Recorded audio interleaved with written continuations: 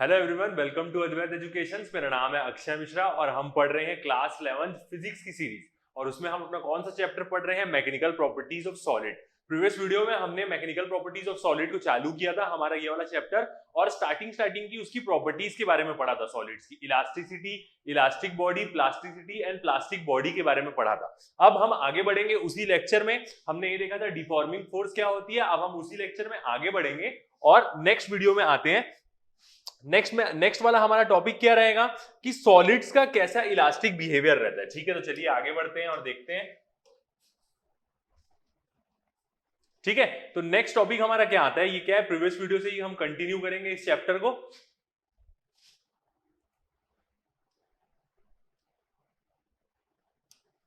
तो हम क्या देखेंगे? इलास्टिक बिहेवियर देखेंगे सॉलिड्स का, कि सॉलिड कैसे इलास्टिक बिहेव करते हैं। ठीक है, चलिए शुरू करते हैं हमारा ये वाला video, elastic behaviour of solids. तो फर्स्ट पॉइंट देखते हैं कि सॉलिड्स में कैसा रहता है। फर्स्ट पॉइंट देखते हैं अपना क्या है।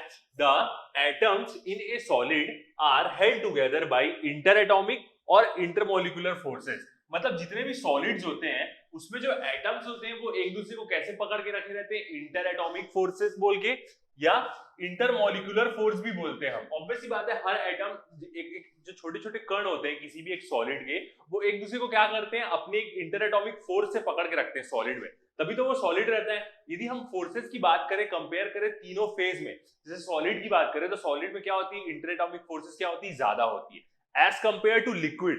लिक्विड की बात करें तो लिक्विड की इंटर एटॉमिक फोर्सेस या इंटरमोलिकुलर फोर्सेस क्या होती है? ज्यादा होती है as compare to gas. Gas में तो एकदम कम रहती है, क्योंकि ऑब्वियसली बात है उसको जिस कंटेनर में भरेंगे वो पूरे कंटेनर को क्या करती है? फिल कर देती है। गैसेस को खुला रख देंगे तो वो क्या हो जाती है? उड़ जाती है। तो उसके आपस के मॉलिक्यूल की फोर्सेस जो रहती है वो क्या रहती है? बहुत कम रहती है। गैसेस से ज्यादा लिक्विड में रहती है, लिक्विड से ज्यादा सॉलिड में रहती है। तो सबसे ज्यादा किसकी हुई? सॉलिड की हुई इंटर एटॉमिक फोर्सेस। और वही क्या करती है? एक दूसरे को पकड़ के रखती है। ठीक है, these forces keep solid in A stable equilibrium position. मतलब ये जो फोर्सेस रहती है सॉलिड की, वो क्या करती है? सॉलिड को पकड़ के रखती है एक स्टेबल इक्विलिब्रियम पोजीशन में। मतलब यदि वो ठोस है तो वो ठोस ही रहेगा, इधर उधर बहेगा नहीं, जैसे पानी रहता है। लिक्विड क्या होता है? जहां भी रख दो, यदि उस कंटेनर में हल्का सा भी होल हो गया तो क्या हो जाएगा? फ्लो हो जाएगा। सॉलिड ऐसा होता है कि नहीं? तो इंटरमोलिकुलर फोर्सेस जो सॉलिड की रहती है वो क्या करती है? उसको ग्रैब करके रखे रहती है एक स्टेबल इक्विलिब्रियम स्टेट में। ठीक है, नेक्स्ट पॉइंट देखते हैं। When A solid is deform, यदि हम किसी सॉलिड को डिफॉर्म करते हैं, मतलब यदि हम उसको बेंड करते हैं, पचकाते हैं, खींचते हैं, द एटम्स और मॉलिक्यूल आर डिस्प्लेस्ड। ऑब्वियसली बात है, यदि हम किसी सॉलिड को दबाएंगे तो उसकी जो एटम की जो ओरिजिनल पोजीशन है हम उससे क्या कर देंगे? उसको डिस्प्लेस कर देंगे। यदि इतना बड़ा सॉलिड है और उसको मैं ऐसे दबा के इतना छोटा कर दिया तो यहाँ वाले एटम्स क्या हुआ? डिस्प्लेस्ड हो गए, और इधर वाले एटम्स को भी क्या हुआ? फर्क पड़ा। ठीक है, द एटम्स और molecules are displaced from their equilibrium position. Obviously बात है, यदि हम सॉलिड को क्या करेंगे? डिफॉर्म करेंगे तो उसके एटम्स और मॉलिक्यूल क्या हो जाएंगे? अपनी ओरिजिनल पोजीशन से क्या हो जाएंगे? डिस्प्लेस्ड हो जाएंगे। ठीक है, नेक्स्ट पॉइंट देखते हैं। दस deformation caused change in inter atomic और इंटरमोलिकुलर डिस्टेंस। मतलब जो डिफॉर्मेशन हम सॉलिड में दिए हैं उसके कारण क्या हुआ? जो इंटर एटॉमिक और इंटरमोलिकुलर डिस्टेंस है वो क्या हुआ? चेंज हुआ। चेंज इन इंटर एटॉमिक और इंटरमोलिकुलर डिस्टेंस। ऑब्वियसली बात है कि अपनी मीन पोजीशन से एक एक एटम हिल जा रहे हैं तो उनका क्या होगा? जो अंदर की जो एटम्स के मतलब जो बीच की दूरियां होंगी जो सॉलिड में बहुत कम होती है, थोड़ी सी तो होगी, वो क्या हो जा रही है? चेंज हो जा रही है। ठीक है, अगला, on removing deforming force the inter atomic force tends to drive the displacement of the displaced atoms or molecule to their original equilibrium position। Obviously बात है, यदि इलास्टिक लिमिट के अंदर है, और हम क्या देखें, इलास्टिक बॉडी कैसी होती है? यदि उसमें मैं फोर्स हटा दूं तो वो क्या करती है? अपनी पोजीशन में वापस चली जाती है। मतलब इतना बड़ा है, यदि मैं उसको फोर्स लगा के पचका दिया, इलास्टिक बॉडी है, और मैं फोर्स हटा दूंगा विद इन इलास्टिक लिमिट, मतलब एक लिमिट तक, एकदम ज्यादा फोर्स लगा दूंगा तो वो तो पूरा दब जाएगा। मगर यदि मैं उसमें थोड़ी सी फोर्स लगाया और उसको हटा दिया तो सॉलिड्स क्या करेंगे? अपने आप को ना रिस्टोर कर लेंगे। तो ये वही इंटर एटॉमिक फोर्सेस के बारे में बता रहा है, वही चीज। On removing deforming force the inter atomic force tends to drive the displaced atoms or molecules, atom या मॉलिक्यूल्स दोनों बोल सकते हैं, to their original equilibrium position। मतलब ऑब्वियसली बात है कि जैसे हम उसमें से फोर्स हटा देंगे तो वो क्या होगा? इलास्टिक बॉडी टाइप क्या करेगा? अपनी वापस पोजीशन ले लेगा। मतलब दबा दिए तो वापस वो क्या हो जाएगा? एक्सपैंड हो जाएगा और अपनी पोजीशन ले लेगा। ठीक है, तो ऐसा क्या रहता है? सॉलिड का बिहेवियर रहता है। और देखते हैं, आगे बढ़ते हैं। ठीक है। तो अब क्या होता है, इसी को ना हम कैसे समझेंगे, एक स्प्रिंग बॉल मॉडल से समझेंगे। जो चीज अभी हमने पढ़ी कि कैसे होता है, उसको हम कैसे समझ सकते हैं, एक स्प्रिंग बॉल मॉडल यूज करके। ठीक है, इसमें आप देख सकते हैं कि कैसा यूज हुआ है, छोटी छोटी बॉल्स लगी हुई है। ठीक है, ये क्या होगा, ये जो बॉल्स हैं ये क्या करेगी, एक एक एटम्स को शो करेंगी। पहले डायग्राम में आपको बताता हूं, ये जो छोटी छोटी बॉल्स हैं ये क्या है, एक एक एटम शो कर रही है। ठीक है, और ये जो बीच की स्प्रिंग लगी हुई है ना, इसमें ये क्या शो कर रहा है, उसी की इंटर एटॉमिक फोर्सेस। अब यदि मैं इसको कहीं से भी दबाऊंगा तो स्प्रिंग क्या होगी, कंप्रेस होगी, उसमें एनर्जी स्टोर हो जाएगी। जैसे ही मैं फोर्स हटाऊंगा तो वो क्या होगा, वापस फैल जाएगा अपनी जगह में। तो ये एक बहुत अच्छा एग्जांपल है किसका, सॉलिड के इलास्टिक बिहेवियर का। ठीक है, डिटेल्ड में देखते हैं। ठीक है, तो क्या है हमारा topic, spring ball model of solids. ठीक है, ये क्या है, एक प्रकार से सॉलिड को शो कर रहा है। फर्स्ट पॉइंट देखते हैं, in this atoms are replaced by point mass. मतलब ये जो मॉडल है इसमें हमने क्या किया, एटम्स को पॉइंट मास से रिप्लेस कर दिया। पॉइंट मास मतलब छोटा छोटा सा पॉइंट, मतलब एक बॉल, एक बॉल को हम क्या मान ले रहे हैं, एक पॉइंट मास है, मतलब एक एटम। ठीक है, स्मॉल बॉल्स जो ब्रैकेट में लिखा है। ठीक है, फिर क्या बोल रहा है, spring represents inter atomic forces. मतलब जो स्प्रिंग है वो क्या बता रही है, एक प्रकार की इंटर एटॉमिक फोर्सेस को शो कर रही है, of attraction between the balls. ठीक है, मतलब ऑब्वियस ही बात है, यदि मैं इसको कहीं से भी ऐसे दबाऊंगा, किसी भी कोने से दबाऊंगा, यदि मैं यहां से फोर्स लगा दिया इसमें, तो क्या होगी, ये जो बॉल के पास वाली जो स्प्रिंग है इनमें क्या आएगा, कंप्रेशन आ जाएगा। ठीक है, दबेगा, यदि मैं टेढ़े से दबाया, जैसा भी दबाया, उसके बाद क्या होगा, जैसे ही मैं फोर्स हटाऊंगा तो वो क्या करेगा, वापस अपनी पोजीशन को क्या करेगा, रिस्टोर कर लेगा। ठीक है, फिर next point, normally the ball occupies the position of minimum potential energy और जीरो इंटर एटॉमिक फोर्सेस। ठीक है, तो नॉर्मली वो क्या बोल रहा है, जब ये ऐसी नॉर्मल रेस्ट में है तो जो स्प्रिंग क्या रहेगी, पूरा एक्सपांडेड रहेगी। ठीक है, मतलब जितना वो अपना नॉर्मल पोजीशन पे रहती है उतनी रहती है।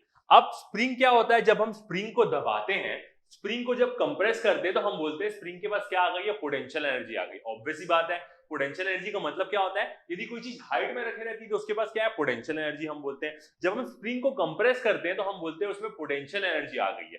तो नॉर्मली की बात कर रहा है, जब फोर्स नहीं लगी रहेगी तो स्प्रिंग ना मिनिमम पोटेंशियल एनर्जी मतलब वो करेगी, रहेगी, मतलब मिनिमम पोटेंशियल एनर्जी के पोजीशन पे रहेगी, मतलब ज्यादा उसमें कोई भी एनर्जी स्टोर्ड नहीं हो रही है अभी। और जीरो इंटर एटॉमिक फोर्सेस बोल सकते हैं, मतलब हम ऐसा बोल सकते हैं कि यदि इसको मैं पूरे एक एटम मान लिया हूं तो इसमें अभी कुछ भी इंटर एटॉमिक फोर्सेस नहीं है जब तक मैं फोर्स नहीं लगाया हूं।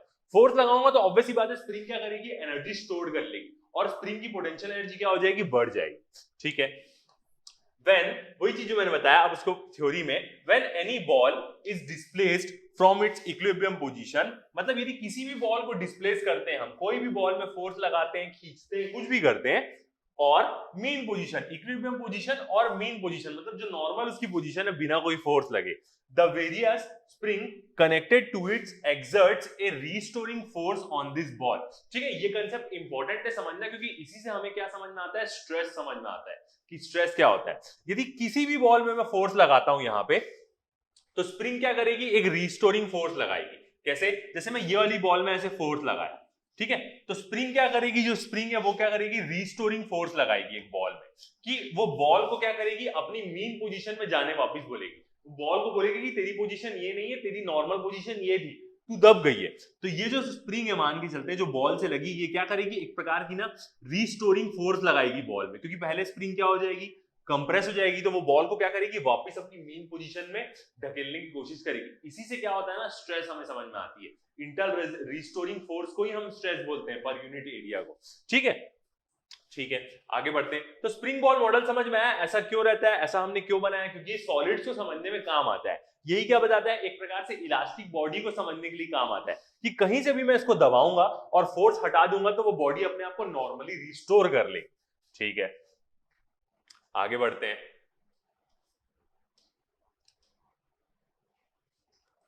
ठीक है, तो नेक्स्ट पॉइंट क्या बोल रहा है, it shows elastic behaviour of solids. Obvious ही बात है, जो चीज हमने देखी वो क्या बताती है, एक प्रकार का इलास्टिक बिहेवियर बताती है in terms of microscopic nature. Microscopic nature मतलब एकदम छोटे नेचर की बात करें, मतलब ऐसा चीज है जिसको हम माइक्रोस्कोप से देखते हैं, वो होता है उसका मतलब माइक्रोस्कोपिक नेचर। अब ये क्या है, यहाँ पे हमने एक बड़ा मॉडल यूज किया है तो हम बड़े मॉडल में पूरा देख पा रहे हैं, बट यदि हम एकदम अंदर जाके देखेंगे किसी भी सॉलिड में, तो सब सॉलिड्स के अंदर ना ऐसा ही होता होगा। जितने भी एटम्स हैं उनके बीच की जो इंटरएटॉमिक फोर्सेस होती होंगी, यदि हम उनको दबाते होंगे तो एटम्स अपने आप को रिस्टोर करने की कोशिश करते होंगे। किसमें?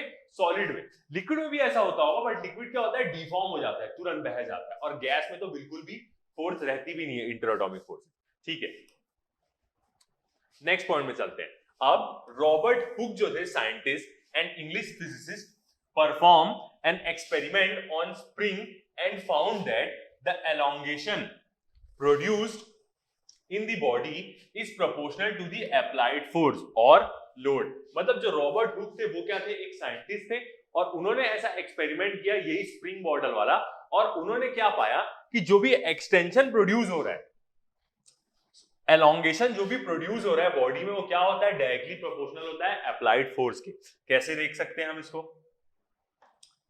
ठीक है, क्या बोल रहे हैं वो, एलोंगेशन प्रोड्यूस इन बॉडी, मतलब किसी बॉडी में एलोंगेशन, मतलब वो बॉडी लंबी हो रही है या छोटी हो रही है, तो एलोंगेशन को हम कैसे डिनोट कर सकते हैं, बताओ? डेल एल से। डेल एल से डिनोट कर सकते हैं। डेल एल मतलब कितनी उसकी लेंथ में चेंज हुआ। यदि एक बॉडी ले लेता हूं मैं ऐसे, और इसमें मैं ऐसे फोर्स लगाता हूं, ठीक है, एक्सटेंशन बोल रहे हैं, कंप्रेसिव भी लगा सकते हैं, ठीक है, तो चलिए अपन वो कर लेते हैं। इसमें एक्सटेंशन बोल रहा है तो टेंसाइल फोर्स लगा लेते हैं। यदि एक बॉडी में मैं ऐसे टेंसाइल फोर्स लगाता हूं, इसको मैं खींचता हूं, तो इसकी ओरिजिनल लेंथ क्या है, एल है। ये क्या है, उसकी ओरिजिनल लेंथ। अब जब मैं बॉडी को खींचा तो वो बॉडी क्या हो जाएगी, थोड़ी सी लंबी हो जाएगी। इसी का मतलब क्या हो रहा है, एक्सटेंशन। अब ये बॉडी क्या हो गई, थोड़ी सी लंबी हो गई। ठीक है, कितना इसमें लेंथ में बढ़ा, तो इतना हिस्सा क्या हो गया, इसकी लेंथ बढ़ गई। ठीक है, अब ये हिस्सा मेजर तो हम कर नहीं रहे, कुछ भी हो सकता है, तो टोटल लेंथ इस बॉडी की क्या हो जाएगी, टोटल लेंथ इस बॉडी की हो जाएगी एल प्लस डेल एल हो जाएगी। और यही डेल एल क्या है, हमारा एक्सटेंशन है, तो हम इसी की बात कर रहे हैं। तो वही वो बोल रहे हैं, elongation produce in the body. Extension बोले या एलोंगेशन, मतलब वो क्या बोल रहा है, डेल एल बोल रहा है, चेंज इन लेंथ, कितनी लेंथ उसकी चेंज हो रही है। और वो क्या बोल रहा है, डायरेक्टली प्रोपोर्शनल किसके बोल रहा है, जो हम फोर्स लगा रहे हैं। इसको हम और अच्छे से देखेंगे हुक्स लॉ को, और जब स्ट्रेस स्ट्रेन पढ़ेंगे तो और अच्छे समझ में आएगा। मतलब एलोंगेशन मतलब क्या, हमारा डेल एल वो क्या होता है, डायरेक्टली प्रोपोर्शनल किसके होता है, बोल रहा है फोर्स अप्लाइड के, मतलब F, applied force, elongation produced in a body is proportional to applied force। अब कोई पूछेगा कि यहाँ पे प्रोपोर्शनैलिटी का साइन का मतलब क्या होता है, तो प्रोपोर्शनल साइन का मतलब क्या होता है, यदि इसकी वैल्यू बढ़ेगी, यदि ये वैल्यू इंक्रीज होगी तो ये वैल्यू भी क्या होगी, इंक्रीज होगी। और प्रोपोर्शनैलिटी को हटाने के लिए हम क्या यूज करते हैं, एक कांस्टेंट यूज करते हैं। ई भी हो सकता है, y भी हो सकता है, कुछ भी हो सकता है। तो प्रोपोर्शनैलिटी को हटाने के लिए हम क्या यूज करते हैं, एक कांस्टेंट यूज करते हैं। वो कांस्टेंट की वैल्यू जो भी मटेरियल रहता है उस पर डिपेंड करती है। और प्रोपोर्शनल साइन का मतलब ये, यदि डेल एल बढ़ेगा तो इसका मतलब क्या है, एफ भी इंक्रीज होगा। यदि डेल एल की वैल्यू कम होती है तो एफ की भी वैल्यू क्या होगी, कम होगी। ये प्रोपोर्शनैलिटी का साइन बताता है कि जिसके प्रोपोर्शनल जो चीज है, यदि ये चीज बढ़ेगी तो वो भी चीज बढ़ेगी, यदि ये चीज कम हुई तो ये भी चीज कम हो जाएगी। इनवर्सली प्रोपोर्शनल में क्या होता है, उल्टा होता है, एक बढ़ेगा तो दूसरा क्या होगा, कम होगा, दूसरा बढ़ेगा तो ये क्या होगा, कम होगा। इनवर्सली प्रोपोर्शनल में उल्टा होता है। तो यही क्या है, रॉबर्ट हुक ने एक्सपेरिमेंट किया, यही स्प्रिंग बॉल मॉडल में जो हमने देखा फोटो, ठीक है, ये वाली। और उन्होंने क्या पाया कि जो भी एक्सटेंशन एलोंगेशन किसी बॉडी में प्रोड्यूस होता है उसको हम कैसे बोल सकते हैं, डेल एल। वो क्या होता है, डायरेक्टली प्रोपोर्शनल होता है फोर्स के। अब इस चीज को हम प्रूव भी कर सकते हैं, और आगे जाके तो हमको और समझ में आएगा कैसे प्रूव कर सकते हैं हम आगे जाके इसकी और लॉ देखेंगे। हुक्स लॉ क्या होती है, स्ट्रेस, सिग्मा से उसको डिनोट करते हैं। स्ट्रेस क्या होती है, डायरेक्टली प्रोपोर्शनल होती है स्ट्रेन के, एप्सिलॉन। सिग्मा और एप्सिलॉन से डिनोट करते हैं। अब हम क्या कर सकते हैं कि यहां पे वो साइन, प्रोपोर्शनैलिटी का साइन हटा के हम क्या कर सकते हैं, प्रोपोर्शनैलिटी का साइन यदि हम हटाएं तो हमें क्या करना पड़ेगा, एक कांस्टेंट लगाना पड़ेगा। तो स्ट्रेस क्या हो जाएगी, यहां पे मैं कांस्टेंट ले लेता हूं ई, ये आगे जाके हम इसको y भी ले लेंगे, ई इंटू क्या, एप्सिलॉन। ठीक है, अब प्रोपोर्शनैलिटी का साइन हम नहीं हटाते क्योंकि हमको तो प्रोपोर्शनैलिटी का साइन रखना ही है।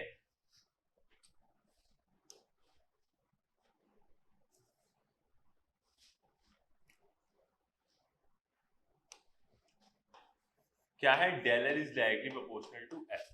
ठीक है, तो क्या होता है, हमारा स्ट्रेस क्या होती है, डायरेक्टली प्रोपोर्शनल होती है स्ट्रेन के। अब यदि मैं स्ट्रेस की बात करूं तो स्ट्रेस क्या होगी, हमारी फोर्स इनटू एरिया, इसको तो अभी हम पढ़ेंगे। डायरेक्टली प्रोपोर्शनल स्ट्रेन, स्ट्रेन क्या होती है, डेल एल बाई एल होती है। ठीक है, एरिया को मैं उधर दे देता हूं, तो F is equal to directly proportional क्या हो जाएगा, डेल एल बाई एल, और ए इधर क्या आ जाएगा, इनटू में आ जाएगा। तो यहां से मैं बोल सकता हूं कि जो मेरा एल है किसी बॉडी की लेंथ है और उसका एरिया है वो क्या रहेगा, वो तो कांस्टेंट ही रहेगा। तो ऑब्वियसली बात है यहां से आ जाएगा F is directly proportional to del L.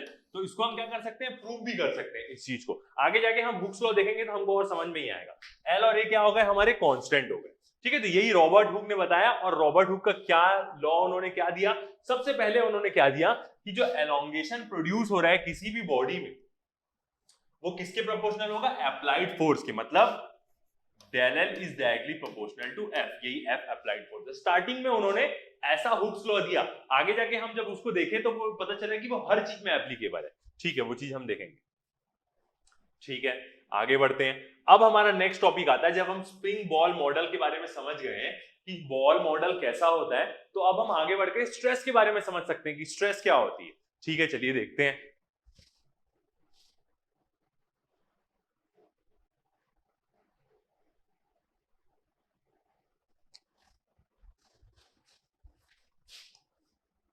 ठीक है, तो अब स्ट्रेस के बारे में समझते हैं कि क्या होता है। ये वो वाला स्ट्रेस नहीं जो लोगों को दिमाग में पड़ता है, वैसा वाला नहीं। ये किसी एक सॉलिड ऑब्जेक्ट का स्ट्रेस है कि कोई सॉलिड ऑब्जेक्ट यदि स्ट्रेस में रहेगा तो उसकी क्या कंडीशन रहेगी। ठीक है, देखते हैं। फर्स्ट पॉइंट क्या बोल रहा है, व्हेन ए डीफॉर्मिंग फोर्स, मतलब डीफॉर्मिंग फोर्स ही होगी, ऑब्वियसली बात है, नॉर्मल फोर्स नहीं होगी। ऐसी फोर्स जो किसी बॉडी को डिफॉर्म करती है is applied on a body, it changes the configuration of the body. यदि कोई डीफॉर्मिंग फोर्स किसी बॉडी में अप्लाई होती है तो वो क्या करती है, बॉडी की ना कॉन्फ़िगरेशन को चेंज करती है। कॉन्फ़िगरेशन का मतलब क्या हो सकता है कि मतलब उसका लेंथ, उसकी वॉल्यूम, उसका डायमेंशन क्या करती है, वो चेंज करती है। ठीक है, तो किसी डीफॉर्मिंग फोर्स को यदि हम अप्लाई करते हैं तो वो बॉडी का क्या कॉन्फ़िगरेशन चेंज करती है। ठीक है, by changing the normal position of the molecules. Obviously बात है, अभी हमने देखा स्प्रिंग बॉल मॉडल में कि हम एक कहीं से भी फोर्स लगाएंगे तो एक बॉल की पोजीशन चेंज होगी। तो ऑब्वियसली बात है उसी को हम एटम मान रहे थे, तो क्या करेगी, नॉर्मल पोजीशन मॉल्यूम्स की मॉलिक्यूल्स और एटम्स की क्या करेगी, चेंज करेगी by changing normal position of the molecules और एटम्स ऑफ द बॉडी। ठीक है, फोर्स लगाए तो ऐसा हुआ। सेकेंड पॉइंट देखते हैं, as a result an internal, bold है देखिए, internal restoring force comes into a play. यदि किसी भी बॉडी के मॉलिक्यूल्स को, सॉलिड बॉडी के मॉलिक्यूल्स को मैं फोर्स लगा के डिस्प्लेस करता हूं तो क्या होगा, हमने स्प्रिंग मॉडल में देखा कि एक इंटरनल रीस्टोरिंग फोर्स जनरेट होगी। मतलब सॉलिड वापस उस फोर्स को क्या करेगा, अपोज करेगा और क्या करेगा, अपनी नॉर्मल पोजीशन में आने की कोशिश करेगा। जैसे ये पेन है, ये पेन को मैं एक एकदम इलास्टिक बॉडी नहीं है, मगर यदि थोड़ा सा भी इलास्टिक बॉडी होता तो मैं इसको दबाता तो ये क्या करता, खुद पेन रेजिस्ट करता मेरे हाथ की फोर्सेस को, और जैसी मैं फोर्स हटाता अपनी जगह में वापस आने की वो कोशिश करता। ठीक है, as a result an internal restoring force comes into play. मतलब खेल में आती है एक internal restoring force which tends to bring the body back to its initial configuration. जो क्या करेगी, बॉडी को अपनी इनिशियल पोजीशन, इनिशियल कॉन्फ़िगरेशन में आने की क्या करेगी, कोशिश करवाएगी कि नहीं तू दब मत, तू नॉर्मल अपनी पोजीशन में आ। The internal restoring force acting per unit area of a deformed body is called stress। मतलब जो internal restoring force लग रही है, acting per unit area, जिस यूनिट एरिया में वो लग रही है, of a deformed body is called stress। ठीक है, पर यूनिट एरिया मतलब जैसे हम एक एरिया ले लेते हैं ऐसे, और यहां पे मैं ऐसे फोर्स लगा रहा हूं इस एरिया में, तो ये क्या होगा, इस एरिया को लेंगे, एक्टिंग पर यूनिट एरिया, इसी को हम क्या बोलते हैं, स्ट्रेस बोलते हैं। ठीक है, आगे बढ़ते हैं। तो स्ट्रेस क्या हुई, इंटरनल रेजिस्टिंग फोर्स एक्टिंग पर यूनिट एरिया। यही स्ट्रेस और प्रेशर में डिफरेंस है। यदि मैं स्ट्रेस की बात करूं तो स्ट्रेस का भी फॉर्मूला फोर्स अपॉन एरिया होता है और प्रेशर का भी फॉर्मूला फोर्स अपॉन एरिया होता है। स्ट्रेस को हम सिग्मा से डिनोट करते हैं। स्ट्रेस का फॉर्मूला क्या होता है, फोर्स अपॉन एरिया, और प्रेशर का भी फॉर्मूला क्या होता है, फोर्स अपॉन एरिया होता है। ठीक है, मगर प्रेशर क्या होता है, नॉर्मल किसी सरफेस में जो फोर्स लग रही है वो होता है। यदि मैं एक सरफेस ले लूं यहाँ पे और इसमें जो फोर्स लग रही है, मतलब यदि मैं इसमें फोर्स देखूं और एरिया देखूं, फोर्स अपॉन एरिया, तो वो क्या हो जाएगा, प्रेशर। मगर स्ट्रेस क्या होती है, इंटरनल रीस्टोरिंग फोर्स होती है, जो अंदर से मॉलिक्यूल्स जो फोर्स लगा रहे हैं बॉडी को वापस अपनी जगह में अपोज करने के लिए, अपनी नॉर्मल पोजीशन में लाने के लिए बॉडी को, वो क्या होती है, स्ट्रेस होती है। ठीक है, दोनों की यूनिट सेम होगी, फोर्स की यूनिट न्यूटन, एरिया की यूनिट मीटर स्क्वायर, तो न्यूटन बाय मीटर स्क्वायर। ठीक है, तो ये क्या हुआ, स्ट्रेस के बारे में हुआ। तो स्ट्रेस का क्या हो जाएगा, हमारा एक्सप्रेशन क्या हो जाएगा, स्ट्रेस इज इक्वल टू क्या होगा, restoring force F divide by क्या हो जाएगा, एरिया क्रॉस सेक्शन, ठीक है, ए। तो स्ट्रेस का फॉर्मूला क्या हुआ, F by A, ठीक है। अगला पॉइंट देखते हैं, if there is no permanent change in the configuration of the body, मतलब बॉडी के कॉन्फ़िगरेशन में, कॉन्फ़िगरेशन मतलब कुछ भी हो सकती है, उसकी लेंथ, वॉल्यूम, ब्रेड्थ कुछ भी हो सकती है। If there is no permanent change in the configuration of the body, i.e. in the absence of plastic behavior of the body। अब आपको समझ में आ रहा होगा प्लास्टिक बिहेवियर के एब्सेंस में बोल रहा है। प्लास्टिक बिहेवियर का मतलब क्या होता है कि यदि मैं दबाया, पचकाया बॉडी को, तो वो वैसी रह जाएगी, वापस रिस्टोर नहीं करेगी। तो प्लास्टिक बिहेवियर का एब्सेंस है यहाँ पे, इलास्टिक बॉडी है, मतलब एक प्रकार की बोल रहा है, ठीक है। और कोई भी परमानेंट चेंज नहीं हो रहा है कॉन्फ़िगरेशन में। इसका मतलब क्या है कि जैसे मैं फोर्स हटाया, बॉडी अपनी क्या हुई, रिस्टोर हो गई, ठीक है, या दबी हुई है थोड़ी सी, फोर्स हटाऊंगा तो रिस्टोर हो जाएगी, ठीक है। The restoring force is equal and opposite to the external deforming force. तो वही क्या होता है, अब यदि कोई बॉडी में कॉन्फ़िगरेशन में परमानेंट चेंज नहीं हो रहा है, तो जो इसकी इंटरनल रेजिस्टिंग फोर्स है ना, वो क्या हो जाएगी, बराबर हो जाएगी किसके, जो एक्सटर्नल फोर्स हम क्या कर रहे हैं, बॉडी में लगा रहे हैं। यदि कोई भी बॉडी के डायमेंशन में परमानेंट चेंज नहीं होता, यदि बॉडी क्रश हो गई तो इंटरनल रेजिस्टिंग फोर्स तो खत्म हो जाएगी, मगर क्रश नहीं हुई है, क्रश होने से पहले ऐसी पोजीशन, जिस पोजीशन में यदि मैं फोर्स हटाता हूं तो बॉडी क्या हो जाएगी, रिस्टोर हो जाएगी। तो उस टाइम में क्या होगा, जो इंटरनल रेजिस्टिंग फोर्स है वो किसके बराबर हो जाएगी, इक्वल और अपोजिट हो जाएगी एक्सटर्नल फोर्स के। जो फोर्स इंटरनल रेजिस्टिंग पैदा कर रही है उसके बराबर हो जाएगी। दस क्वांटिटेटिवली, मतलब जब हम कैलकुलेट करना चाहें, क्वांटिटेटिवली का मतलब the stress can be given as, तो इसका मतलब स्ट्रेस हम कैसे निकाल सकते हैं, बुक्स में कैसे डिनोट करता है, एस से, ठीक है। बट नोटेशन हम किसी से भी डिनोट कर सकते हैं, एस, और ओरिजिनली किससे डिनोट करते हैं हम स्ट्रेस को, सिग्मा से डिनोट करते हैं। स्ट्रेस को हम किससे डिनोट करते हैं, सिग्मा, और स्ट्रेन को किससे डिनोट करते हैं, छोटा वाला एप्सिलॉन, ठीक है। तो स्ट्रेस क्या हो जाएगा, एक्सटर्नल डिफॉर्मिंग फोर्स, मतलब जो फोर्स हम बॉडी में लगा रहे हैं, ठीक है, divide by area of the cross section, मतलब एरिया, ठीक है। तो देखिए स्ट्रेस क्या होता है, इंटरनल रेजिस्टिंग फोर्स होती है, बट वो क्या होती है, एक्सटर्नल फोर्स के इक्वल और अपोजिट हो जाती है, इसलिए हम उसको क्या ले लेते हैं, एफ ले लेते हैं। तो स्ट्रेस का फॉर्मूला सिंपली क्या हुआ, फोर्स अपॉन एरिया। न्यूमेरिकल आएगा, आपको स्ट्रेस के निकालने बोलेगा, आपको फोर्स देगा, रॉड है तो उसका एरिया दे देगा, स्क्वायर है तो उसको आपकी लेंथ दे देगा, और आपको सीधा एरिया निकालना है, फोर्स कैलकुलेट करना है, आपकी स्ट्रेस आ जाएगी। यूनिट्स के बारे में देखते हैं कि स्ट्रेस की यूनिट्स क्या होंगी, ठीक है। Units and dimension formula of a stress, units के बारे में देखेंगे और डायमेंशन फॉर्मूला क्या होता है, ठीक है। तो सबसे पहले देखते हैं ऐसा ही यूनिट में बात करें तो क्या होगी, यूनिट न्यूटन पर मीटर स्क्वायर, और न्यूटन पर मीटर स्क्वायर को हम क्या बोलते हैं, पास्कल बोलते हैं, ठीक है। कैसे हुआ, सिग्मा मतलब क्या, स्ट्रेस, इक्वल टू क्या हो जाएगा, फोर्स अपॉन एरिया, ठीक है। फोर्स की यूनिट क्या होती है हमारी, फोर्स की यूनिट होती है न्यूटन। वेट भी क्या है, बॉडी का यदि हम वेट करते हैं तो वो भी क्या है, एक प्रकार की फोर्स है, तो उसकी यूनिट क्या होती है, न्यूटन। एरिया की यूनिट क्या होगी, मीटर स्क्वायर। तो क्या आया, न्यूटन पर मीटर स्क्वायर आया, और न्यूटन पर मीटर स्क्वायर किसके बराबर होता है, पास्कल के बराबर होता है, ठीक है। पीए करके बोलते हैं, इसी को पास्कल बोलते हैं। फिर आगे और आता है kilo pascal, mega pascal. Kilo pascal का मतलब क्या होता है, 10 टू द पावर 3 पास्कल, ठीक है। किलो पास्कल का मतलब है ये, केपीए बोलते हैं, ठीक है। मेगा पास्कल का क्या मतलब होता है, 10 टू द पावर 6 पास्कल। फिर गीगा भी आता है, गीगा मतलब 9 हो जाएगा वो, ठीक है। तो किलो और मेगा पास्कल आपको बहुत देखने मिलेगा। यदि आपको किलो पास्कल में क्वेश्चन दिया तो आपको उसको पास्कल में कन्वर्ट करना पड़ेगा, न्यूटन पर मीटर स्क्वायर निकालना है, या तो फिर आपको नीचे वाली यूनिट को चेंज करना पड़ेगा। यूनिट बैलेंस करना बहुत जरूरी है, ठीक है, और यूनिट समझना भी बहुत जरूरी है।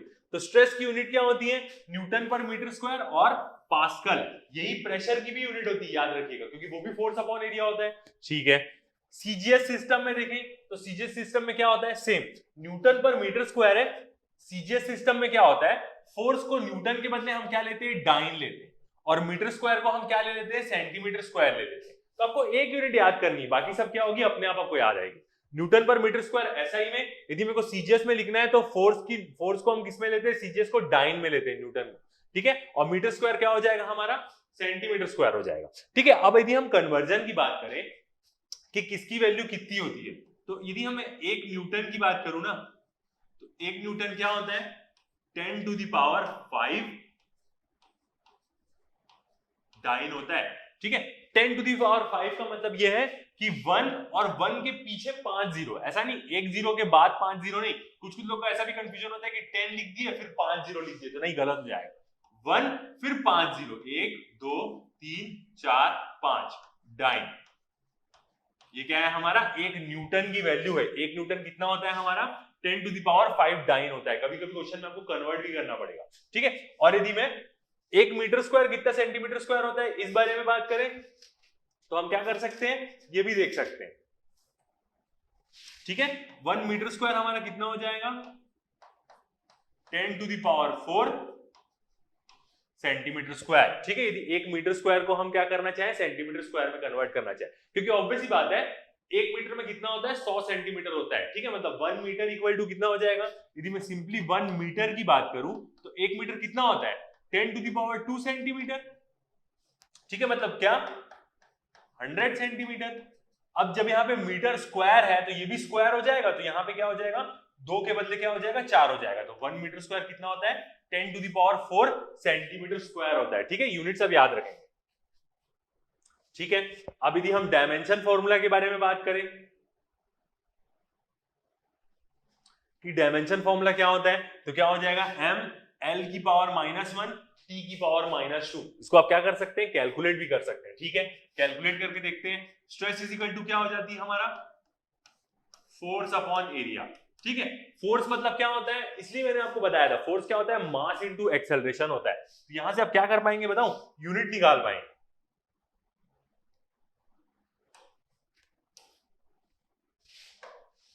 तो फोर्स इक्वल टू क्या हो जाएगा हमारा, मास इनटू एक्सेलरेशन बाई ए, ठीक है। अब मेरे को ना यहाँ पे इनकी यूनिट रखनी पड़ेगी कितनी होती है, ठीक है। मास मतलब क्या होता है, केजी,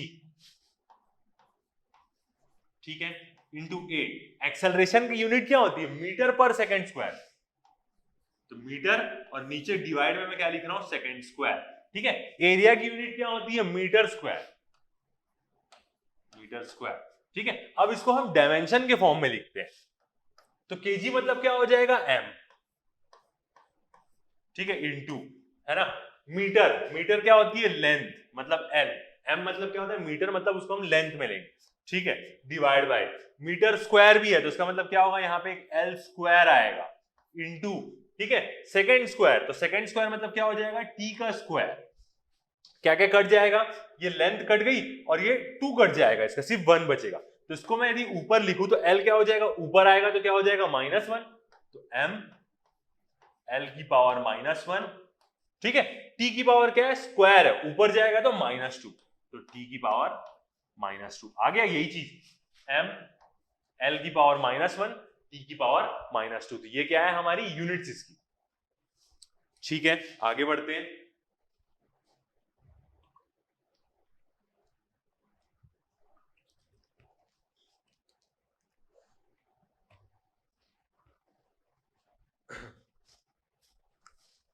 तो ये क्या हुआ, स्ट्रेस की यूनिट्स और डायमेंशंस के बारे में। अब नोट पॉइंट देखते हैं स्ट्रेस से रिलेटेड। क्या, stress is not a vector quantity. Stress ना हमारी वेक्टर क्वांटिटी नहीं होती है। जैसे प्रेशर क्या होता है, वेक्टर क्वांटिटी होता है, क्योंकि वो हमेशा नॉर्मल लगता है सरफेस के, मगर स्ट्रेस ना वेक्टर क्वांटिटी नहीं होती। स्ट्रेस क्या होता है बताओ, स्ट्रेस ना टेंसर क्वांटिटी होती है।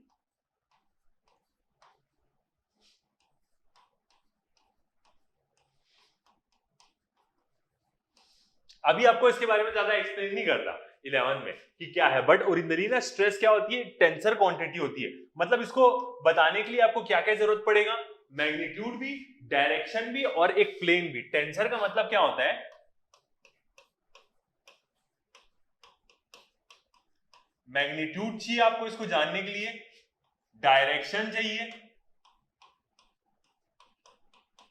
ठीक है, और एक और चीज की क्या जरूरत पड़ेगी, आपको प्लेन भी बताना पड़ेगा कि कौन से प्लेन में एक्ट कर रहा है। ये क्या मतलब होता है, टेंसर का मतलब यही होता है। तो स्ट्रेस क्या है, वेक्टर क्वांटिटी नहीं है, स्ट्रेस क्या है, टेंसर क्वांटिटी है। Since unlike a force the stress can not be assigned to a specific direction. मतलब जैसे हम एक फोर्स को किसी डायरेक्शन में पर्टिकुलरली असाइन कर सकते हैं, वैसे स्ट्रेस को हम किसी स्पेसिफिक डायरेक्शन में क्या कर सकते हैं, असाइन नहीं कर सकते, हमें प्लेन भी चाहिए उसके लिए, ठीक है। उसके बाद नेक्स्ट पॉइंट क्या है, breaking stress is constant for a material, मतलब किसी भी मटेरियल की जो ब्रेकिंग स्ट्रेस होती है ना वो कांस्टेंट रहती है। इसका मतलब क्या है, जैसे ये एक मटेरियल है, इसको यदि मैं बहुत ज्यादा ताकत लगाता हूं तो ये टूट जाएगा और वो हमेशा इस मटेरियल की कांस्टेंट ही रहेगी। मतलब एक मैं पर्टिकुलर फोर्स लगाता हूं इसके पर्टिकुलर एरिया में तो वो क्या हो जाएगा, टूट जाएगा हमेशा। तो सारे मटेरियल की ब्रेकिंग स्ट्रेस जो रहती है वो क्या रहती है, कांस्टेंट रहती है। ठीक है, ये क्या थे हमारे स्ट्रेस के दो नोट पॉइंट। आगे बढ़ते हैं, अब हम क्या करते हैं, क्लासिफिकेशन देखेंगे स्ट्रेस की, कि स्ट्रेस को हम क्या कर सकते हैं, कैसे क्लासिफाई कर सकते हैं। ठीक है, तो on the basis of applied force, stress को हम कैसे क्लासिफाई कर सकते हैं, तीन टाइप से। On the basis of applied force, और मतलब जिस प्रकार से फोर्स अप्लाई हो रही है उसके बेसिस में स्ट्रेस कैन बी क्लासिफाइड है। ठीक है, तीन प्रकार से कर सकते हैं। फर्स्ट क्या होती है हमारी, नॉर्मल और लॉन्गिट्यूडनल स्ट्रेस, मतलब फोर्स कैसे अप्लाई कर रहे हैं हम बॉडी में, और बॉडी में फोर्स हम कहां अप्लाई कर रहे हैं उस हिसाब से हम स्ट्रेस को क्लासिफाई करेंगे। ठीक है, तो पहला क्या बोल रहा है, नॉर्मल स्ट्रेस और लॉन्गिट्यूडनल स्ट्रेस। दोनों से समझ में क्या आता है, नॉर्मल का मतलब क्या है, एक तो कोई सरफेस है उसके नॉर्मल स्ट्रेस लग रही है, मतलब 90 डिग्री लग रही है। नॉर्मल का मतलब क्या होता है कि कोई भी चीज उससे क्या होगी, 90 डिग्री होगी। ये क्या है, 90 डिग्री एंगल।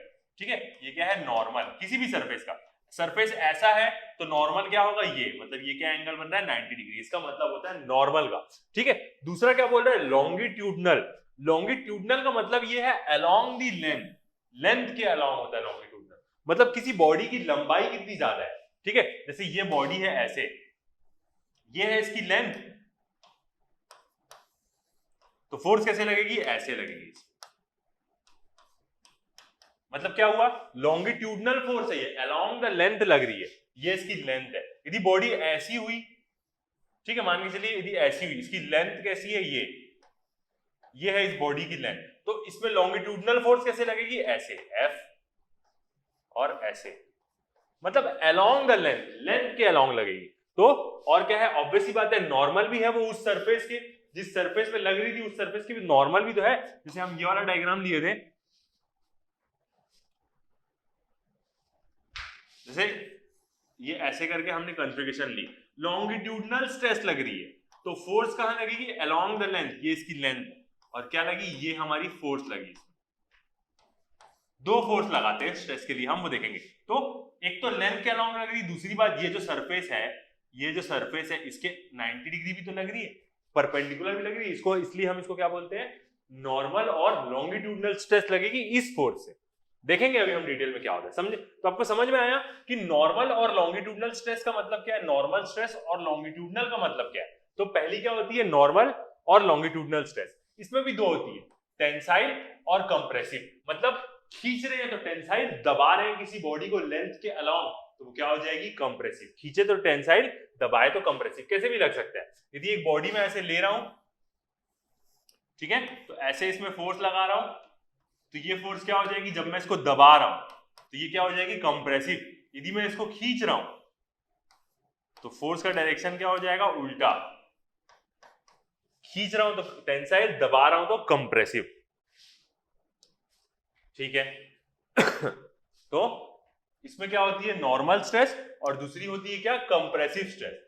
सेकंड पॉइंट क्या आता है हमारा, सेकंड होती है टेंजेंशियल और शियर स्ट्रेस। ये क्या लगती है, किसी सरफेस के टेंजेंट लगती है, कोई भी बॉडी है उसमें टेंजेंशियली लगेगी, तो टेंजेंशियल और शियरिंग स्ट्रेस बोलते हैं। ये क्या करती है, शियर करती है, चीरने की कोशिश करती है किसी को।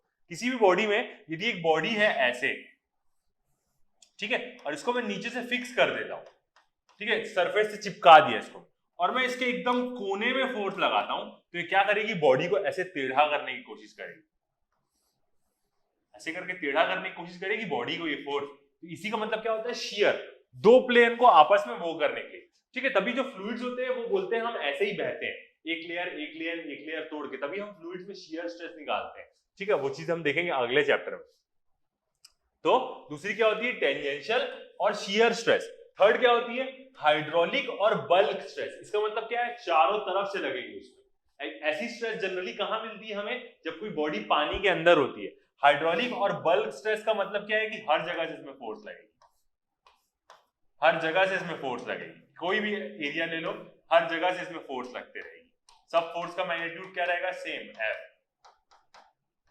और ऐसा कब पॉसिबल है? जब वो बॉडी कहाँ हो? पानी के अंदर हो। यदि ये बॉडी पानी के अंदर रहेगी ना तभी ऐसा पॉसिबल है, क्योंकि पानी के अंदर क्या होती है, पास्कल लॉ लगती है, और पास्कल लॉ क्या करती है, प्रेशर की इंटेंसिटी पूरी सेम कर देती है। ठीक है, तो ये क्या होता है, 3 प्रकार की स्ट्रेस होती है। तीनों को अब हम क्या करते हैं, डिटेल में देखते हैं। ठीक है,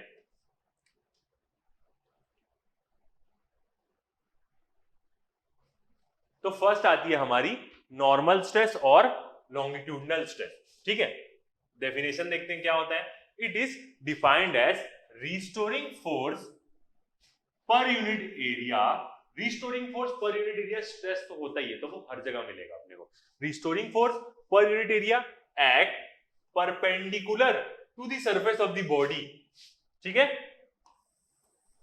क्या होगा, restoring force per unit area, तो स्ट्रेस का डेफिनेशन है act perpendicular to the surface of the body. क्यों? क्योंकि ऑब्वियसली बात है, ये नॉर्मल स्ट्रेस ही बोलते हैं हम इसको, तो नॉर्मल स्ट्रेस है तो कहां लगेगी, परपेंडिकुलर लगेगी। परपेंडिकुलर का मतलब समझ में आता है ना आपको, 90 डिग्री किसी भी सरफेस का। ये ऐसा सरफेस है तो इसका ये 90 डिग्री होगा। ठीक है, ऐसा सरफेस है तो ये इसका 90 डिग्री होगा। तो किसी भी सरफेस में वो क्या करती है, परपेंडिकुलरली एक्ट करती है, act perpendicular to the surface of the body. ठीक है, अब इसका क्या मतलब हुआ, ये नॉर्मल और लॉन्गिट्यूडनल स्ट्रेस का डेफिनेशन हुआ। अब उसके बाद इसके अंडर हम क्या पढ़ेंगे, ये चीज ऑब्वियस ही बात है, हम नाम से ही समझ गए थे कि नॉर्मल और लॉन्गिट्यूडनल स्ट्रेस का मतलब क्या होता है। तो स्ट्रेस है तो restoring force per unit area तो होगी, इसका मतलब क्या है, restoring force per unit area F/A, stress का तो है ही, acts perpendicular to the surface of the body. ये क्या हो गया, नॉर्मल और लॉन्गिट्यूडनल स्ट्रेस का डेफिनेशन। ठीक है, अब देखते हैं हम टेंसाइल स्ट्रेस क्या होती है। ठीक है, तो टेंसाइल स्ट्रेस क्या होगी हमारी, when two equal and opposite forces, equal और अपोजिट मतलब मैग्नीट्यूड सेम है और डायरेक्शन क्या है, अपोजिट है, are applied at the ends of a circular rod. अब ये क्या कर रहा है, आपको एक कंडीशन बना के बता रहा है कि कैसे होगा। तो एक सर्कुलर रॉड ले रहे हैं हम, जो सर्कल का रॉड है उसमें हम 2 फोर्स लगा रहे हैं। ठीक है, टेंसाइल है तो बाहर की तरफ लगी, खींच रही है उसको। When two equal and opposite forces are applied at the ends of a circular rod to increase its length, मतलब हम किसी की लेंथ कैसे बढ़ा सकते हैं, उसको खींच के, ऐसे दोनों तरफ से खींच के, increase in length, then a restoring force equal to the applied force F normal to the cross section, sectional area A of the rod comes into existence। Obvious ही बात है, यदि किसी रॉड में मैं ऐसे टेंसाइल स्ट्रेस लगाता हूं, ठीक है, सॉरी टेंसाइल पहले फोर्स लगाता हूं, स्ट्रेस बाद में डेवलप होगी। जैसे ही मैं फोर्स लगाया और रॉड क्या है, इलास्टिक रॉड है, मान लेता हूं मैं स्टील का रॉड है, और इतनी फोर्स नहीं लगाया हूं कि रॉड टूट जाए, इलास्टिक लिमिट के अंदर लगा रहा हूं, इसका मतलब सह सकता है वो रॉड इतनी फोर्स लगा रहा। तो क्या होगा, रॉड अपने आप को वापस खींचने की कोशिश करेगा, वापस अपने आप को रिस्टोर करने की कोशिश करेगा। यही क्या होता है, स्ट्रेस होती है, और यही क्या होगी, टेंसाइल स्ट्रेस होगी। तो equal to the applied force F normal to the cross sectional area A of the rod, तो क्या होगा, कम्स इनटू एग्जिस्टेंस। क्या कम्स इनटू एग्जिस्टेंस होगी, then a restoring force equal to the applied force, मतलब rod के अंदर एक restoring force generate होगी, किसके बराबर रहेगी, वो जैसी फोर्स हम अप्लाई किए उसके अलावा। ठीक है, this restoring force per unit area, मतलब यही जो रीस्टोरिंग फोर्स होगी per unit area of the cross section is known as tensile stress. ठीक है, स्ट्रेस का तो डेफिनेशन वही होगा, restoring force by per unit area. तो यही जो रीस्टोरिंग फोर्स होगी per unit area of the cross section, वही क्या होगी, हमारी टेंसाइल स्ट्रेस होगी। ठीक है, समझते हैं डायग्राम से कि क्या मतलब होगा इसका। ठीक है, तो पहला केस कंसीडर करते हैं, डायग्राम हम अच्छे से देखेंगे पूरा। In case of a tensile stress, मतलब टेंसाइल स्ट्रेस के केस में there is an increase in length. Obvious ही बात है, यदि मैं किसी चीज को खींच रहा हूं तो क्या लगा रहा हूं, टेंसाइल स्ट्रेस लगा रहा हूं, तो रॉड की लेंथ क्या होगी, बढ़ेगी। कंप्रेसिव लगाऊंगा, दबाऊंगा तो रॉड की लेंथ क्या होगी, कम होगी। तो जब मैं टेंसाइल फोर्स लगाता हूं तो रॉड की लेंथ क्या होती है, इंक्रीज होती है ऑफ ए बॉडी। मैं आपको डायग्राम से भी दिखाऊंगा कि कहां टेंसाइल स्ट्रेस लगती है। जैसे ब्रिजेस में लगती है, जो केबल्स रहते हैं बड़े बड़े जो ब्रिज को सपोर्ट करते हैं, उसमें लगती है टेंसाइल स्ट्रेस, वो रॉड को क्या करती है, खींचने की कोशिश करती है। तो in case of tensile stress there is increase in length of the rod, increase in length of the body और rod. Consider a rod of length L। ठीक है, अब हम एक रॉड कंसीडर करते हैं जिसकी इनिशियल लेंथ क्या है, L। The two equal forces F are applied in opposite direction. ठीक है, ये वाला डायग्राम देखेंगे, पहले स्टेटमेंट देख लेते हैं। देन द फाइनल लेंथ, जब ऐसी फोर्स लगी equal and opposite, then the final length of the rod is L plus del L। देखा, यही चीज हमने बोली थी। ठीक है, अब देखते हैं डायग्राम। ये देखिए, ये रॉड था, इसमें मैं फोर्स लगा, नॉर्मल रॉड था, नॉर्मल उसकी लेंथ क्या थी, L थी। अब इसमें मैं फोर्स लगा दिया। ठीक है, कैसी फोर्स लगा रहा हूं, इस फोर्स को बोलूंगा मैं टेंसाइल फोर्स, क्योंकि वो रॉड को क्या कर रही है, खींच रही। तो फोर्स का नाम क्या होगा, टेंसाइल फोर्स। इस फोर्स के कारण जो स्ट्रेस जनरेट होगी उसका नाम क्या होगा, टेंसाइल स्ट्रेस। कंप्रेसिव फोर्स लगाता तो कंप्रेसिव स्ट्रेस जनरेट होती। तो ये रॉड है, इसमें मैं टेंसाइल स्ट्रेंथ लगाया, इसको ऐसे खींचने की कोशिश किया। देखिए, तो फोर्स लगी F, तो रॉड की लेंथ क्या हुई, बड़ी हुई। ठीक है, देख सकते हैं ये इतना पोर्शन थोड़ा सा बड़ा हुआ है रॉड का, यहां नीचे से भी थोड़ा सा बड़ा हुआ है। इसी को हम नाप रहे हैं, जितना भी बड़ा होगा डेल एल मान लीजिए, L प्लस डेल एल। तो ओरिजिनल लेंथ क्या हो जाएगी रॉड की, पूरी L प्लस डेल एल हो जाएगी पूरी। डेल एल कितना भी हो सकता है वो, अभी हमें रॉड की ओरिजिनल लेंथ तो नहीं पता थी कि ये 10 सेंटीमीटर है, 20 सेंटीमीटर है, तो ऐसी मान रहे हैं हम। तो क्या ओरिजिनल लेंथ रॉड की क्या हो जाएगी, L प्लस डेल एल। ठीक है, this increase in the length of the rod is del L. मतलब यदि हम बोलेंगे कि फोर्स लगाने के बाद रॉड की कितनी लेंथ बढ़ी, तो वो कितनी बढ़ेगी, डेल एल बढ़ेगी। ये डेल एल क्या काम आता है, हमें स्ट्रेन निकालने का काम आता है। ठीक है, तो टेंसाइल स्ट्रेस का क्या होगा फॉर्मूला, कैसे डिनोट करते हैं, सिग्मा टी से। कैसे, सिग्मा हुआ स्ट्रेस का और टी शो कर रहा है टेंसाइल के बारे में। यदि कंप्रेसिव होता तो सिग्मा हुआ स्ट्रेस का और सी शो करता कंप्रेसिव का। एक और आता है शियर, उसको हम टाउ से शो करते हैं। ठीक है, वो भी देखेंगे। तो टेंसाइल स्ट्रेस का फॉर्मूला क्या हो जाएगा, फोर्स अपॉन एरिया। स्ट्रेस का तो वही फॉर्मूला होगा, फोर्स अपॉन एरिया। ठीक है, डायग्राम समझ में आया आपको। टेंसाइल स्ट्रेस लगा रहे हैं, रॉड की लेंथ कितनी इंक्रीज हुई, डेल एल रॉड की लेंथ इंक्रीज हुई, और रॉड की टोटल लेंथ कितनी है, L प्लस डेल एल। तो ये चीज आपको यहां पे ध्यान रखनी है कि रॉड की लेंथ कितनी इंक्रीज हुई, डेल एल, और टोटल लेंथ क्या है, L प्लस डेल एल। ठीक है, आगे बढ़ते हैं। अब यहां पे एक फोटो देखते हैं। ठीक है, ये यदि आप ये ब्रिज की फोटो देखें, तो ये ब्रिज में जो ये सब जो रॉड्स है ना, ये जो जितने भी केबल्स लगे हुए हैं, ये सारे केबल, ये सब क्या होते हैं बताओ, सब ये टेंसाइल स्ट्रेस में रहते हैं। ये जो पूरे केबल्स है ना, ये सब क्या होंगे, टेंसाइल स्ट्रेस में होंगे, क्योंकि दोनों तरफ से इसको खींचा जा रहा है रॉड से। ये वाला जो केबल आप देख रहे हैं, ये भी क्या होगा, टेंसाइल स्ट्रेस में होगा। और अच्छे से देखते हैं। ठीक है, देखिए ये वाला डायग्राम ऊपर से कनेक्टेड है, ये यहां से कनेक्टेड है ब्रिज में, ये वाली जो रॉड है, और जो ये जितने भी केबल्स हैं आप देख सकते हैं, केबल्स किसमें है, टेंसाइल स्ट्रेस में। केबल्स को दोनों तरफ से खींचा जा रहा है। कैसे, यहां से तो केबल को पकड़ा ही हुआ है ये, तो यहां से भी खींचाएगा, और नीचे जब वजन लग रहा है तो ये क्या होगा, पूरा केबल को खींचेगा। ठीक है, और नीचे देख सकते हैं ये वाले में कंप्रेसिव स्ट्रेस लग रही, दबाव हो रहा है। तो ये क्या होता है, एग्जांपल होता है टेंसाइल स्ट्रेस का। मतलब जब यहाँ पे मेरे को केबल लगाएंगे ब्रिज वाले लोग, जितने भी लोग हैं कंस्ट्रक्शन में, तो वो कैलकुलेट करेंगे कि जो केबल्स लगा रहे हैं हम, सर्कुलर केबल एक प्रकार का, ये इसकी टेंसाइल स्ट्रेस कितनी होगी, जितना वो सह सकेगा ब्रिज के लोड को। तो ये सब पहले से ही कैलकुलेट करते हैं सिर्फ इसी फॉर्मूले से। तो तभी उनको समझ में आता है कि वो टिक पाएगा कि नहीं टिक पाएगा। ये जो केबल है, केबल किसका रहता है, लोहे का रहता है। आप ब्रिज देखे होंगे। ठीक है, फिर नेक्स्ट हम आगे बढ़ते हैं क्या, कंप्रेसिव फोर्स में।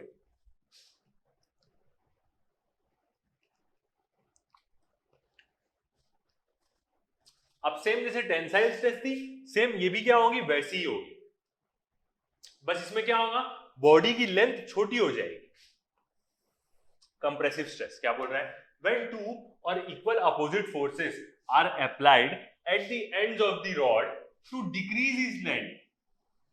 मतलब किसी रॉड में मैं कंप्रेसिव स्ट्रेस लगाता हूं, ऐसे करके दबा रहा हूं अभी इसको, जिससे उसकी लेंथ क्या हो, डिक्रीज हो, और to compress it then a restoring force. मतलब ऑब्वियसली बात है, रॉड अपने आप को रिस्टोर करने की कोशिश करेगा, अपनी वापस नॉर्मल इक्विलिब्रियम पोजीशन में आने की कोशिश करेगा।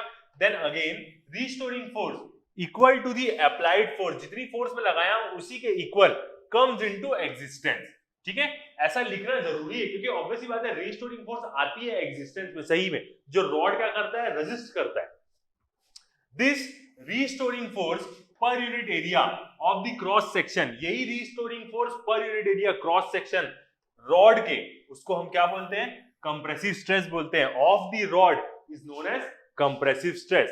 तो in case of a compressive stress there is decrease in the length of the body, same जैसे टेंसाइल स्ट्रेस में बॉडी की लेंथ बढ़ती थी, किसी को मैं दबा रहा हूं दोनों तरफ से, कंप्रेसिव स्ट्रेस लगा रहा हूं, दोनों तरफ से लगाने की जरूरत है, एक तरफ से नहीं, या तो मेरे को एक तरफ से फिक्स करना पड़ेगा और खींचना पड़ेगा, तो भी वैसी ही फोर्स लगेगी। ठीक है, जैसे यदि मैं किसी चीज को ऐसे यहां पे ऐसे फिक्स कर देता हूं, मान के चलो ये दीवार है, ये फिक्स करने का साइन है, और यहां पे ऐसे रॉड लगा हुआ है। अब यदि मैं इस रॉड में फोर्स लगाता हूं ऐसे करके, तो ही वही मतलब होगा, ऑब्वियस सी बात है, ये फिक्स है तो ये अपनी एक फोर्स देगा, फिक्स है तो हवा में एक तरफ फोर्स लगाएंगे तो नहीं होगा, क्योंकि यदि सिर्फ ऐसा रॉड रखा है ना, और उसमें मैं एक तरफ से फोर्स लगा दिया तो उसी तरफ मूव करने लग जाएगा, डिफॉर्मिंग फोर्स कहां हुई, नहीं हुई।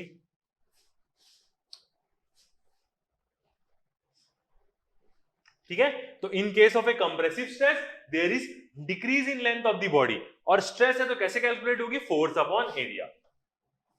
तो कंप्रेसिव स्ट्रेस के केस में क्या होता है, there is decrease in the length of the body, body की लेंथ क्या होती है, डिक्रीज, इसको कैसे डिनोट करते हैं, सिग्मा और सी, सिग्मा स्ट्रेस का और सी क्या बताता है, कंप्रेसिव, जैसे टेंसाइल हम कैसे करते थे, सिग्मा टी, तो कंप्रेसिव कैसे करेंगे, सिग्मा सी। ठीक है, डायग्राम से समझते हैं। ठीक है, पहले हम ऊपर की थ्योरी देखते हैं, फिर हम डायग्राम को देखेंगे। क्या बोल रहा है, consider a rod of length L, initial एक रॉड की क्या है, लेंथ एल है, the two equal forces F, दो इक्वल फोर्सेस, दोनों इक्वल फोर्सेस का मतलब मैग्नीट्यूड सेम है, मैग्नीट्यूड सेम है का मतलब दोनों 10 किलो न्यूटन की होगी, दोनों 20 किलो न्यूटन की होगी, जितनी भी हो, are applied in opposite direction, opposite direction कैसे, एक ऐसा लग रहा है तो एक ऐसा लग रहा है, एक नीचे की तरफ लग रहा है तो एक ऊपर की तरफ लग रहा है, are applied in opposite direction, तभी कंडीशन बनेगी स्ट्रेस की, तभी डिफॉर्मिंग फोर्स बनेगी, वरना तो वो बॉडी को ले चलेगी। ठीक है, then the final length of the rod is L minus del L, tensile stress के केस में क्या हो रहा था, L प्लस डेल एल हो रहा था, यहां पे क्या हो जाएगा, L माइनस डेल एल हो जाएगा, वहां पे क्या हो रहा था, रॉड की लेंथ डेल एल बढ़ जा रही थी, यहां पे रॉड की लेंथ डेल एल कम हो जाएगी। डायग्राम में देखते हैं वही चीज, ये देखिए, thus decrease in length of the rod is del L. ठीक है, देखते हैं, ये है रॉड, ठीक है, इसकी लेंथ है एल, इसमें मैं कंप्रेसिव फोर्स लगाया, दो इक्वल मैग्नीट्यूड की और अपोजिट इन डायरेक्शन। ठीक है, ये देखिए, एक अपोजिट डायरेक्शन और इक्वल मैग्नीट्यूड की फोर्स लगी, तो ये बड़ा था, दबा के इसको क्या कर दी, छोटा कर दी। ठीक है, फोर्स हटाऊंगा तो रिस्टोर कर लेगा वो अपने आप को, तभी तो इंटरनल रिस्टोरिंग फोर्स उसमें लग रही है। तो इनिशियल लेंथ थी एल और फाइनल लेंथ क्या हो गई, एल माइनस डेल एल। क्यों, मतलब डेल एल पोर्शन, मतलब यदि मैं इतना इतना पोर्शन दूं, इतना इतना पोर्शन रॉड का, तो क्या हो गया, ये कम हो गया, तो वो छोटा हो गया, तो ये जो इतना ही पोर्शन था यही क्या है, मेरा डेल एल है। तो टेंसाइल स्ट्रेस के केस में क्या होती है, L plus del L, compressive stress के केस में क्या हो जाएगी, L minus del L. Tensile stress के केस में कितनी लेंथ बढ़ती है, डेल एल, कंप्रेसिव स्ट्रेस के केस में कितनी लेंथ कम होती है, डेल एल कम होती है। ठीक है, तो अब कोई कंफ्यूजन नहीं होना चाहिए दोनों स्ट्रेस। ठीक है, एक और डायग्राम देखते हैं, जैसे ये ब्रिज है, ये ब्रिज में आप देख सकते हैं, ये जो केबल है, ये केबल में क्या लग रही है, टेंसाइल फोर्स लग रही है। ठीक है, दोनों तरफ से इसको खींचेगा, ऐसा भी बना सकते हैं, ये टेंशन को हम ऐसे भी देते हैं आउटवर्ड तरीके से। और यदि पिलर देखूं तो पिलर में क्या लग रही है, कंप्रेसिव फोर्स लग रही है, देखिए ये पिलर को क्या कर रहा है, दबा रहा है अपने वजन से। ठीक है, तो इसको समझ सकते हैं कि केबल में क्या लग रही है, टेंसाइल फोर्स। ठीक है, ये केबल ना दोनों तरफ से खिंचा रहा होगा, ऑब्वियसली बात है, यहां से ये क्या है, फिक्स्ड है, यहां से एक ऐसे फोर्स लग रही होगी और यहां से एक ऐसे फोर्स लग रही होगी। ठीक है, और ये जो पिलर है इसमें क्या हो रहा होगा, ऊपर से दबा रहा होगा, और नीचे जमीन में जो अंदर जो जमीन से जुड़ा होगा वो भी इसको दबाने की कोशिश करेगा, तो सेम नीचे भी वैसी होगा। तो आप ये डायग्राम से समझ सकते हैं कि कैसे टेंसाइल फोर्स लग रही है और कहां कंप्रेसिव फोर्स लग रही है। ठीक है, और टेंसाइल फोर्स के कारण क्या जनरेट होगी, टेंसाइल स्ट्रेस। ठीक है, अब नोट पॉइंट देखते हैं, क्या बोल रहा है, अंडर टेंसाइल स्ट्रेस और compressive stress the net force acting on an object is 0। मतलब टेंसाइल स्ट्रेस के केस में और कंप्रेसिव स्ट्रेस के केस में नेट फोर्स जो ऑब्जेक्ट में एक्ट हो रही है ना वो 0 होती है। कैसे? ये मैं ऑब्जेक्ट लेता हूं, ठीक है, यहां पे मैं ऐसे फोर्स लगाता हूं, हमें ये पता है कि दोनों के केस में फोर्सेस क्या रहेगी, इक्वल मैग्नीट्यूड की रहेगी और अपोजिट डायरेक्शन में रहेगा, ठीक है। तो एक फोर्स ये लगी और एक फोर्स ये लगी, ठीक है। तो अभी हमको पता नहीं है कितनी फोर्स की वैल्यू, चलो मान लेते हैं 10 न्यूटन की फोर्स लग रही है। ये भी फोर्स क्या है, 10 न्यूटन की फोर्स लग रही है। हमें तो पता है कि इक्वल मैग्नीट्यूड की फोर्स लगती है। अब यदि यहाँ पे मैं नेट फोर्स निकालूंगा तो फोर्स का ना मैं डायरेक्शन लेता हूं, इसका मतलब क्या होगा, इसको मैं F1 मान लेता हूं और इसको F2 मान लेता हूं, दोनों भले सेम है, तो क्या हो जाएगा F1 minus F2 equal to 0। तो 10 माइनस 10 कितना हो जाएगा, 0 हो जाएगा। इसका मतलब बॉडी में क्या नेट फोर्स क्या लग रही है, 0 लग रही है, चाहे वो कैसी भी कंडीशन हो, ठीक है। दोनों फोर्स क्या है, अपोजिट डायरेक्शन में, तो एक दूसरे को क्या कर देगी, कैंसल आउट कर देगी। इसका मतलब बॉडी मूव नहीं करेगी। सही तरीका तो ये है इसका बोलने का। यदि मैं किसी बॉडी में, फिर से देखते हैं, यदि मैं इस बॉडी में ऐसे फोर्स लगाता हूं और सेम अपोजिट फोर्स एक यहां लगा देता हूं, तो क्या ये बॉडी मूव करेगी? नहीं मूव करेगी भाई, अपनी जगह में ही रहेगी और अपने जगह में ही दबेगी। यदि मैं इसके बदले इसमें दूसरी स्ट्रेस लगा देता हूं, टेंसाइल स्ट्रेस लगा देता हूं, मान के चलिए, देखिए ये T और ये T, ठीक है, F बोल देते हैं, टेंसाइल स्ट्रेस लगा देता हूं, खींचेंगे बॉडी को, तो बॉडी अपनी जगह से हिल रही है, नहीं हिल रही, उसी जगह में जो हो रहा है उसमें चेंजेस आ रहे हैं। तो नेट फोर्स क्या होती है, 0 होती है, क्योंकि दोनों फोर्सेस का डायरेक्शन अपोजिट होता है। ऑब्वियस सी बात है, वो एक दूसरे को क्या करेगी, कैंसल आउट कर देगी, ठीक है। फिर अगला पॉइंट, टेंसाइल स्ट्रेस और compressive stress is also termed as longitudinal stress, ठीक है। बिल्कुल लॉन्गिट्यूडनल और नॉर्मल स्ट्रेस के अंदर ही पढ़ रहे हैं हम टेंसाइल स्ट्रेस और कंप्रेसिव स्ट्रेस को। तो टेंसाइल स्ट्रेस और कंप्रेसिव स्ट्रेस को हम क्या बोल सकते हैं, लॉन्गिट्यूडनल स्ट्रेस भी बोल सकते हैं, क्योंकि ऑब्वियस सी बात है उसी का लॉन्गिट्यूडनल स्ट्रेस का ही तो दो पार्ट है, क्योंकि यही दोनों स्ट्रेस क्या लग रही है, अलोंग द लेंथ लग रही है उसकी, ठीक है। आगे बढ़ते हैं।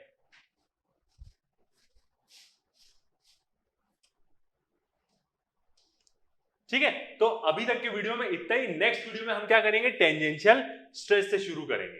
तो अभी तक के लिए इतना ही, थैंक यू।